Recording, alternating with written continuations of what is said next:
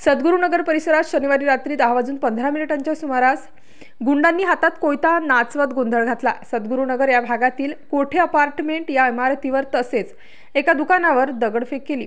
यात या इमारतीतील घरांच्या काचा फुटल्या। जुन्या वादातून एका युवकाला मारहाण करण्यासाठी हे गुंड आले होते। मात्र हा युवक न मिळाल्याने या गुंडांनी परिसरात दहशत निर्माण करण्यासाठी दगडफेक केली। दरम्यान ही माहिती कळताच पोलिसांनी धाव घेत तपास सुरू केला। रात्री उशिरापर्यंत याबाबत गुन्हा नोंदविण्याचे काम सुरू होते।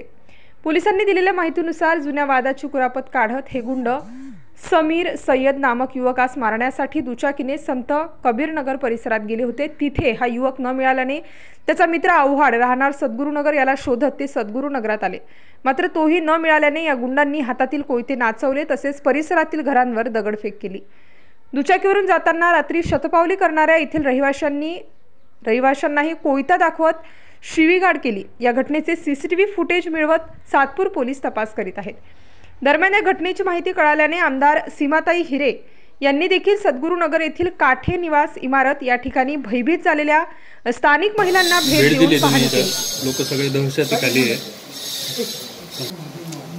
काल रात्री सद्गुरुनगर येथील काठे हाऊस इथे काही समाजकंटकांनी येऊन जवळपास 5 ते 7 जणांनी येऊन त्या पूर्ण बिल्डिंगच्या काचा फोडलेल्या आहेत। त्याचबरोबर कोयते घेऊन ते इथे लोकांमध्ये दहशत माजवण्याचा प्रकार केलेला आहे। खरं तर त्यामुळे आपण बघतोय की सगळ्या नागरिकांमध्ये खूप भीतीचं वातावरण झालं आहे। कारण रात्रीच्या सुमारास काही जण जेवत होते किंवा काही जण झोपलेले होते। अशा परिस्थितीत त्यांनी इथे पूर्ण बिल्डिंगच्या काचा फोडलेल्या आहेत। खरं तर अंतर्गत गटाचं काही वाद असतील, परंतु त्यामुळे सगळ्या या सर्वसामान्य नागरिकांना खूप मोठ्या प्रमाणात त्रासाला सामोरं जावं लागलं। आत्ताच आम्ही इथे आल्यानंतर सगळी पाहणी केली, काचा फोडल्या आहेत, त्यावर या नागरिकांच्याकडनं सगळं ऐकून घेतलं झालेला प्रकार।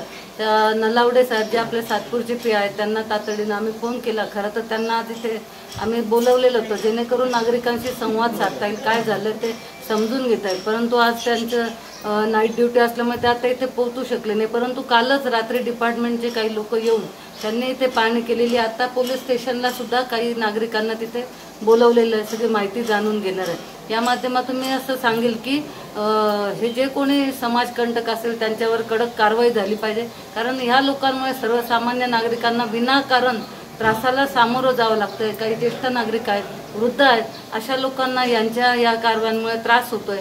त्यामुळे जे कोणी असतील याच्यात कुठल्या पक्षाचे असतील, कुठल्या गटाचे असतील, तरी त्यांना स्टार न्यूज साठी सिद्धार्थ लोखंडे।